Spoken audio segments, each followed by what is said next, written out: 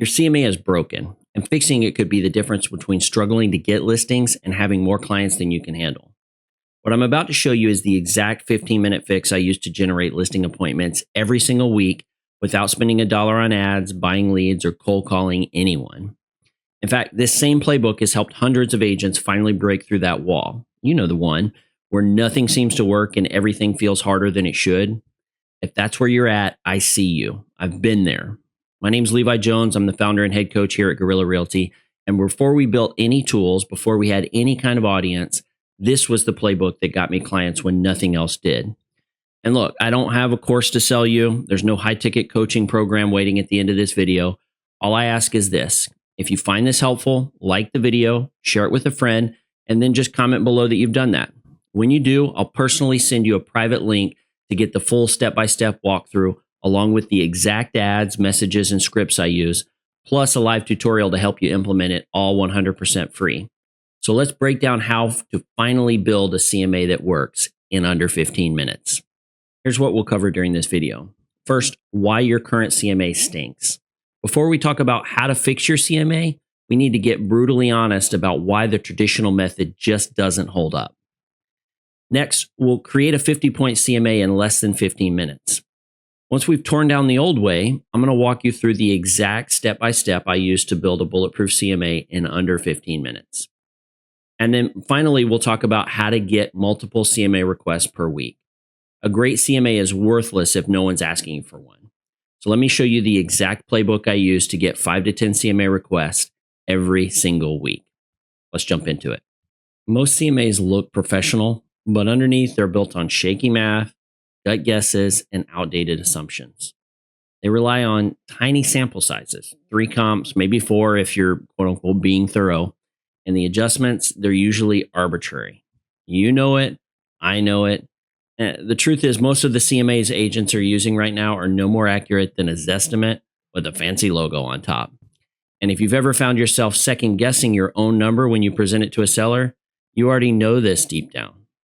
Now, it's not your fault. It's the system we were taught. But once you see the flaw, you can't unsee it. And I'll show you how to fix it fast. So here's the reality. The standard CMA method, you know, the one that you've all been taught either in real estate school or by your broker, it stinks. Okay, so here's why.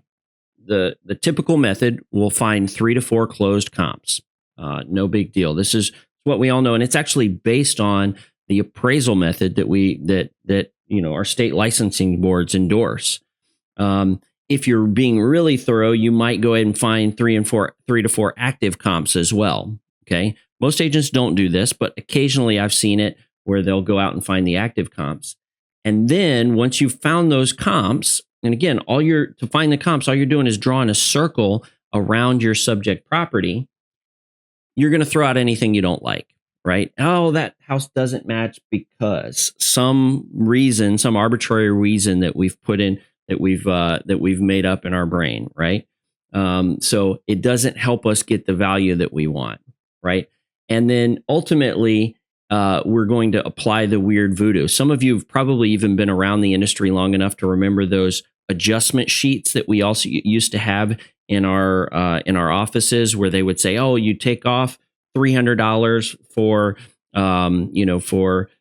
this one doesn't have granite countertops," or whatever the case may be. The reality is it's kind of arbitrary and it's kind of weird voodoo when it comes to adjusting for finishes and property features and things like that. We all kind of know it, but we participate in the scam regardless, right? And we know that this method isn't very scientific, and you're probably going, well, I don't know. It seems like it's okay.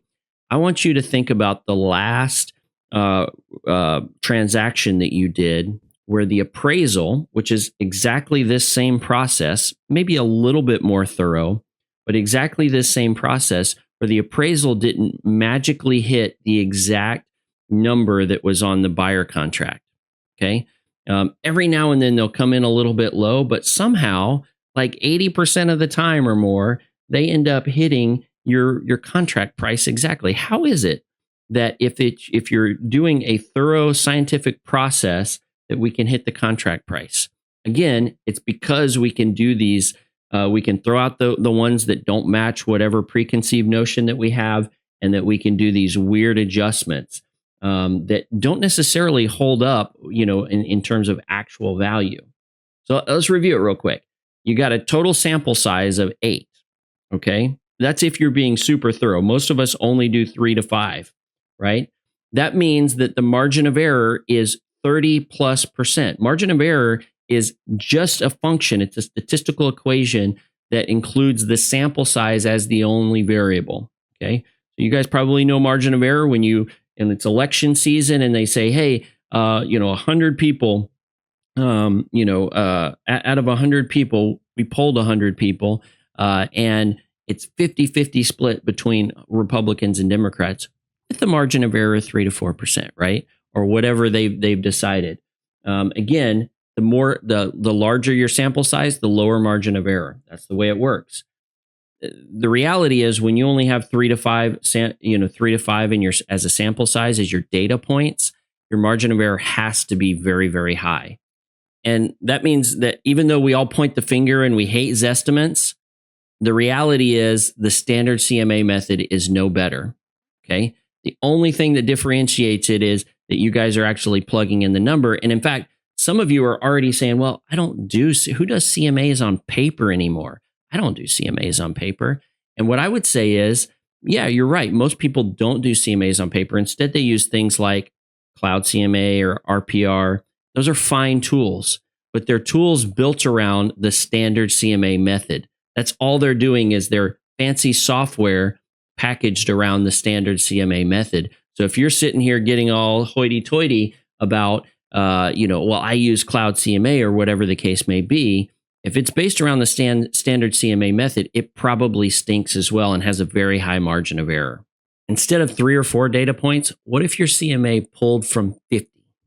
I'm talking about a valuation method that blends 3 sources: your area's appreciation adjusted baseline, broad match active listings, and 36 plus closed comps, all crunched in minutes using a free tool I built for myself and now use daily, and we shared it with agents for free. You don't need a spreadsheet or a statistics degree. You just need your MLS login and bulletproofcma.com. The math happens in the background, and what you get is a report so accurate, so defensible, and so transparent, your sellers will trust it more than an appraisal. This is what I send to every serious client, both buyers and sellers. It's clean, it's fast, it's branded with your info, and it makes you look like a pricing expert instead of just another agent with an opinion. Before I show you the actual tool that we created, I'm going to talk about methodology. We want as many data points as possible with a minimum of 50 being sort of our goal. And then we're going to use 3 different data sources. So data source number 1 is something we call the adjusted baseline value. So first we got to start with the baseline value before we can adjust it. The baseline value can come from 3 places, one of 3 places. You're not going to use all 3 of them, just one of 3 places. It can either come from a recent home sale, a recent appraisal, or more often than not, we end up using the tax assessment value. Now, I know some of you are thinking, oh, tax assessment values are off. Yeah, because generally they aren't adjusted forward to current home prices. Now, if you happen to be in one of those localities where the tax assessed values are locked in place until a new home sale happens, you may not be able to use the tax assessed value, or if you do, you may be adjusting it quite a ways. But one of these 3 places is where we start with in terms of the baseline value. Okay. Once we have that baseline value, we're going to adjust it forward using the appreciation rate for the area. Again, our tool does the math for you, but you are going to have to have access to the MLS so that you can actually calculate the appreciation rate. So for example, if you have a baseline value, hey, the last time that there was a new assessed value, it was back in 2020. And since 2020, we've had an appreciation of 5% per year. That means a total appreciation rate increase of what, 25%, because it's been about 5 years since 2020. We would apply that 25% appreciation to the old tax assessed value. That's our new adjusted baseline. And that gives us a starting point. Okay. This is just one element of our CMA process, though. The next element is we're going to look for active comparable properties. Now, when we do comparables, we don't just draw a circle around our subject a half a mile out, which may be totally arbitrary because the neighborhood for this subject property may be totally different in a different school district, different demographics, different home ages from the neighborhood across the street. So we're going to do something we call a broad match comparable. And what I mean by that is we want a square footage range of 10 plus or minus 10%. So we want to take the subject property and give it a plus or minus 10% range as we search. And then we're going to look for similar beds, baths, and in the same subdivision. Now, if you have one of those outlier anomaly properties where you're like, man, there's not many, the subdivision's really small, what I want you to do is keep in mind as you're thinking through the broad match comparable criteria here, I want you to think, if this subject property, if I had a buyer interested in this subject property, but they couldn't buy this, where else would I take them? And the reality is, if you're working with a buyer and this neighborhood doesn't match, you might go across the street, but more often than not, you might go 10 miles across town because that's where similar properties are going to be.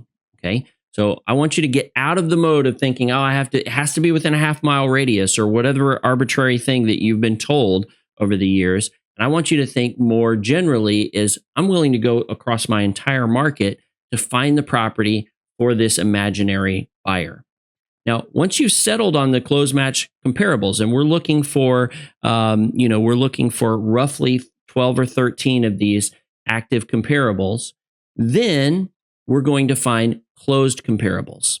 Okay. Now, with closed comparables, we're going to use the same broad match criteria as the actives. Okay. So if we found this neighborhood and that neighborhood across town, we're going to use the same neighborhoods as closed comparables. And we're going to be looking for 36 plus closed comparables. And some of you are like, well, there just hasn't been that much activity in this particular area. That's okay. We can actually go back multiple years if needed. Again, the traditional CMA would say, well, you can only go back 3 months or 6 months or again, some other arbitrary time period. Instead, we're going to go back as far back as needed to get the data points that we need. And then we're going to adjust forward those data points if we need to using appreciation rate again. Okay. We know that generally homes in an area all appreciate at roughly the same rate. Okay. And so when we use that appreciation rate, it allows us to move it forward. So let me show you the tool, and this will maybe explain how all the math works a little bit better. So we're going to start by going to bulletproofcma.com, and you can register for an account if you don't already have a Guerilla Realty account. Guerilla Realty accounts are free to create, and it'll give you access to all of our free tools, but including Bulletproof CMA. In my case, I'm just going to go ahead and sign in. And once I'm in there, I can go ahead and create a CMA. Now, there's a short little tutorial. I'm going to close that and start by clicking the create button. All right. So once I've clicked the create button, then I'm going to enter in my criteria. So I'm going to start by entering in the address, and I'm going to just type in 323 Whitney Drive. It's in Fayetteville, North Carolina, which is my hometown. The subdivision is called Westwood. Okay. Now, when you enter in that address, this doesn't go and immediately pull it from your MLS. You're actually going to find the details yourself. Okay. So I'm going to then put in 4 bedrooms, 2 baths, which is the first thing. And then the square footage, which is 2150. Okay. Once I have that property information, that's then going to carry on across. Now, the first thing I'm going to do is I'm going to find the adjusted baseline number. And the adjusted baseline is, I'm going to find it from the tax value. All right. So once I've hit the create button, I'm going to put in the property information. So I start by putting in the address of the property. And again, this is just information that's going to carry across all of my different methodology. I'm going to put in the subdivision. It's called Westwood. I'm going to put in the beds, baths, and I'm going to put in the square footage, which is 2175 square foot. Once I put that information in, I'm going to hit next, and I'm going to start with the first big number that I want, which is my adjusted baseline valuation. So To get the adjusted baseline, again, I can use the average, or I can use a recent home sale, a recent appraisal. I don't have either of those, or I can use a tax assessed value. So I've gone ahead and pulled up in my MLS the tax assessed, the tax information, and the assessed value in 2024 was 157. Now, one of the things I noticed is that it was actually the same value in 2023. So I would not use 2024 as the date it was created. It was actually created in 2023. Before that, it was down. So 157, 268. So I'm going to go and put in 157, 268. And then I'm going to, I don't know the exact date. I do know that it's 2023. So because I know it's 2023, I'm just going to put 1/1/2023. Okay. January 1, 2023. Now, the date evaluation is important because this is going to indicate how I bring this forward with my adjusted baseline valuation. Okay. So I'm going to calculate the property appreciation rate. If I don't know the appreciation rate since 2023, which even if you know the current appreciation, you don't necessarily know what the appreciation rate has been since 2023. So I'm going to click the to calculate it, and you can easily calculate this yourself. So it's going to give me a date range, 2022 to 2023, January 1 each. I'm looking for the average sale price for my market, okay? And specifically the city that's in my market. Now, I'm going to bring up my MLS. Your MLS is going to look a little bit different than mine. That's okay. My MLS is matrix. If yours is exactly like mine, then you'll be able to just copy this. I'm going to put in the city, Fayetteville, and I'm looking for average sales price, so sold, and specifically a date range, January 1, 2022. So we got February, January 2, January 21, 23. I just found that whole range. Okay. I'm going to click results down here. I'm going to click stats, tabular. And now I got an average close price of 223, 240. Now some of you are going, wow, 223, that's super low. Yeah, it is. I live in a nice market where you can still afford to buy a property. And so if you're jealous of me, just know that it takes me about 4 times as many transactions to do the same level of income as some of you in much higher price markets.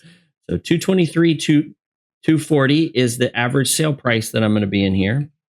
And if you're still jealous of me, then you should move here. And in fact, I'd be happy to sell you a house in Fayetteville, North Carolina. Feel free to reach out to me. So the next thing, we're going to need an ending range. And so I'm going to look for the most recent sale price over the last year. So I'm looking for June 3rd, 2024 to June 3rd, 2025. And so let's go back. We'll go to our criteria. And again, I'm going to clear out this, and I'm going to say 2024, June 3rd to 2025, June 3rd. Perfect. Results, stats, tabular. So in my market, across that time period, it went up from 223 to 266, 127. And when I calculate the appreciation rate, which is stated as an annual appreciation rate, it's 7.52% since 2023. And so the adjusted baseline, and again, the tool does all the math for you, it gives me a new adjusted baseline of 187.41. But again, that's just one data point. Okay. And so I'm going to go ahead and click next from here. I'm going to find the active comparables method. Okay. So for the sake of this video, I'm not going to go in and bring every active that's out there. I'll do one search, but I want at least 13 comparables. Okay. And so I'm going to do one search just for the sake of this video so you can see how I might do it. But I'm not going to look in the city. I'm now going to look in the subdivision of Westwood. Let's see if there's any homes on the market right now in Westwood. Okay. Well, that's sold. We're looking for active. There's 7 homes for sale. That's perfect. We're already halfway to our number. Now, what we're looking for is a square footage range. Remember, it gives us the range, 1900 to 2300. So I would go in here, I would square footage range here. Now in our market, it just has ranges. And so I actually can't put like an exact, and there's 0 matches now. I may need to be a little bit bigger. Let's see if it if we go here, and still 0 matches. Interesting. Most likely it's because the homes are a little bit smaller in this market. So this is where you start to get into the nitty gritty, and you are looking for other subdivisions to pull in. But I would also look for beds and baths match, and then I would do the same thing, and I'd find the average home price or the average active price for that area. Again, for the sake of this video, I don't want to make this take forever or even 10 minutes while I go and bring in other neighborhoods. So I'm going to just have the actives in Westwood. We're going to go to results, stats, tabular. Let's see. And we have an average listing price of $399,829. Okay, so $399,829. Now again, that only gave me 7 comparables. I would typically look for something, and I would bring in some more subdivisions in order to get the full number of comps. But again, for the sake of today's video, I'm just going to do the one search. Finally, I'm going to go closed comps. Okay. And so now I want to know what the closed comparable situation is. I'm going to use the exact same search criteria. I'm going to go back, only instead of active, I'm going to go sold. And I'm going to start with just going back 6 months. Well, that only gives me 19 results. I need at least 36 results. So let's go back 1 full year. And again, I'll be able to calculate the appreciation. That gives me 29. Let's go back a year and a half. That's 18 months. Okay. That gives me 40 matches. Perfect. So I do the quick results, stats, tabular, and I'm looking for closed price of $430,318. $430,318. I went back 18 months to find it, and the number of comps was 40. Okay. So now I have over the data points that I was looking for, but I need to have an appreciation rate in here. So I need to calculate the appreciation rate from 2022 again. So I'm going to do it the same way I did before, where I do the overall city and not a particular neighborhood. And so I'm going to put the city, and I'm looking for what is the December 11th, 2022 through December 11th, 2023. Okay. So December, went too far, 2022. And it gives me the date ranges based on how far I went back. And December 11th, 2023. Now I have a nice big range. I'm going to click the results. And again, this is going to give me the starting point for appreciation, 238,724. 238,724. And then the ending range, I'm going to, what's the date range? June 3rd, 2024 through June 3rd, 2025. Okay, I should know that one. That's just the current average sale price. So we'll clear that, go back 1 year, go forward a year. This is my range. Let's see, I should be able to use the same values, 266, 127. I just forgot it. 266, 127. And I'm going to calculate that 7.5%, and that's going to give me, when I adjust the average sale price, it's going to give me the final number. Now, it's going to take all 3 of those figures, and it's going to cram them together and give me not only a single number, which is my average of 358,606, but we actually believe that home prices are elastic. In other words, there's no such thing as a single value. In fact, we would rather talk about a home valuation in terms of a reasonable range of value. You would say that at the low end, it would only take a few showings. That's what these 2 people to sell at this low end of the reasonable range of value. This would be an average number of showings to sell at the average number. And to sell at the very high end, you would need a lot of showings, a lot more showings to be able to sell it at this high end of the valuation. Okay. Now, here's the cool part. Once I've come up with this reasonable range of value, I can then save and get a report. Okay. Now, this is the report that comes out. Now, this is just regular default branding. It doesn't even have my information on it, but you can actually go down here and you can export to a PDF, or you can edit your CMA details. You could edit the suggested list price. Our default suggestion is that it's going to be at the high end of the reasonable range. Again, that goes with our ultimate listing presentation that we've actually done a video on. I'll link it above. But you can also put in your own branding. So you can upload your own color scheme, your contact information, and then upload a logo for your company or your team name or whatever the case may be as well. You can then print out this CMA, and it's a great tool to take to your listing appointment. A powerful CMA is useless if no one's asking you to do one. So here's what most agents miss.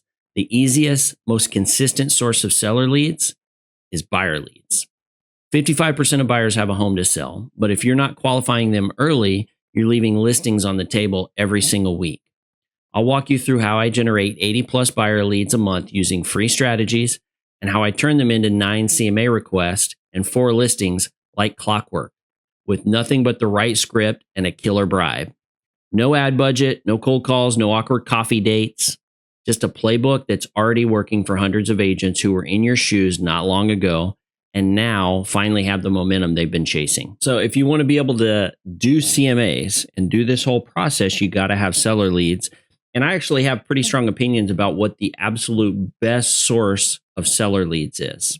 Okay. So when I think about criteria for the best sources for seller leads, I think, first of all, I don't want to have tons of competition.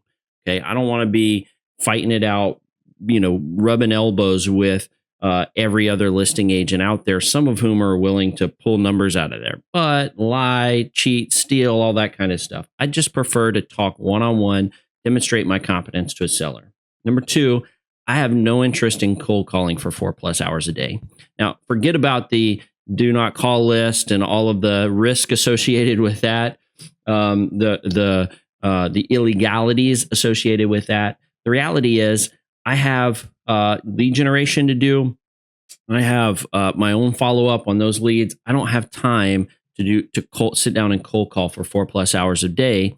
And I get it. Some of the FSBO guys would say, oh, well, this is the way to do business. Fine. It's the way you do business. It's not the way that I do business. And it's certainly not the criteria when I'm thinking about the best source for seller leads. I also want to make sure that there's an unending supply. I don't want to be captured by, well, I have to wait for this person to raise their hand or this ad to produce the right outcome. I want to have an absolute unending supply of leads. And the final thing is, and this is a little bit underrated, I want people that actually want to talk to me. Okay. I don't want to have to be pedaling uphill the whole way. So when I think about that criteria, there's really only one source that comes to mind, and that is buyer leads. Okay. Now, hear me out for a second. Okay. Some of you are going, buyer leads? I don't even want to work with buyers, especially not since that whole NAR thing in last August. Okay. Hear me out. Okay. If you were to take the whole pie of buyer leads, there's going to be some first-time home buyers. These are people that are moving up from rentals or have never, lived on their own before. That's about 25% of the market. You remove those. And then you remove the secondary market. What's the secondary market? These are people that are buying second homes, either by investment or vacation, et cetera. And so we remove that as well. That's another 20%. That leaves about 55% of the market, of the buyer leads that you talk to have a home to sell. Now, not all of those homes to sell are in your market. They might be moving from across the country.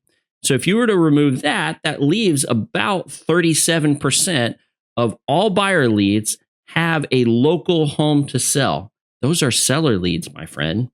Okay. And so again, it's just a math problem from here. All of us know different ways to generate buyer leads. In fact, I'm going to link my favorite buyer lead playbook right above. We've done a video on it, but it's totally free, by the way. You can generate basically an unending supply of buyer leads, which means that if you do the math, you'll have seller leads as well. Okay. Seller leads make me happy. All right. So let's do the math here. Okay. We're going to start with at least one buyer lead playbook that generates you 80 leads per month. Now, any buyer lead playbook is fine. Okay. But I'm going to link my favorite one up here that'll easily generate you 80 leads a month. And if we start with 80 leads, and then we assume that 55% of them will be selling their current home. Okay. That leaves us with 44 potential sellers among the 80 leads. Okay. Again, I'm just walking through basic math here. Okay. Then about 25% of those will be relocations. 75% will be selling locally. It's actually a little bit fewer relocations now, according to the most recent numbers. But again, let's just assume 25% relocations. That leaves 33 local leads from the original. These are local seller leads from the original 80 buyer leads. Okay.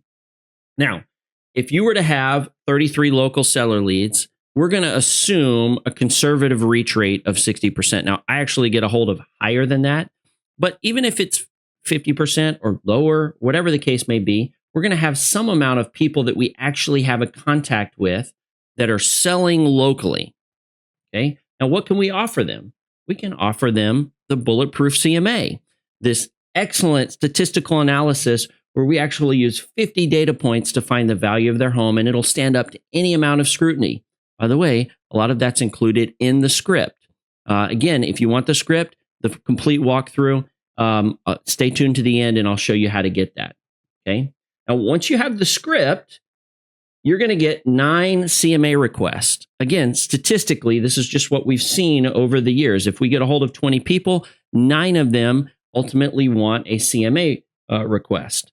Now, you might think, okay, 9 CMA requests, great. That's still not a listing. Okay. But I want you to think about it. If you had 9 CMA requests, just pause for a moment. If you had 9 CMA requests, I want you to think about how many listings you could generate off of 9 CMA requests.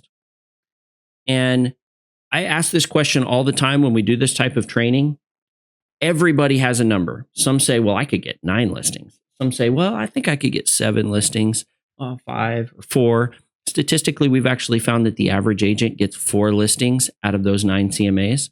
But what we never hear is 0 listings. Okay.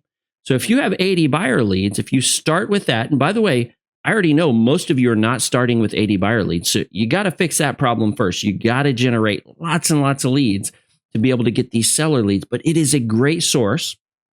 Again, if you had 9 CMA requests, every single one of you would generate at least one. Again, statistically, average agent's going to generate 4 listings from those 9 CMA requests, but you got to start with the buyer leads. That's the 15-minute fix to your broken CMA and the exact process I use to win listings without spending money on ads or leads.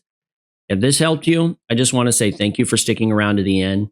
I know how hard it can be when you feel like you're doing everything right and still not getting the clients you need. This playbook changed everything for me, and it's done the same for hundreds of other agents who are stuck in the same spot.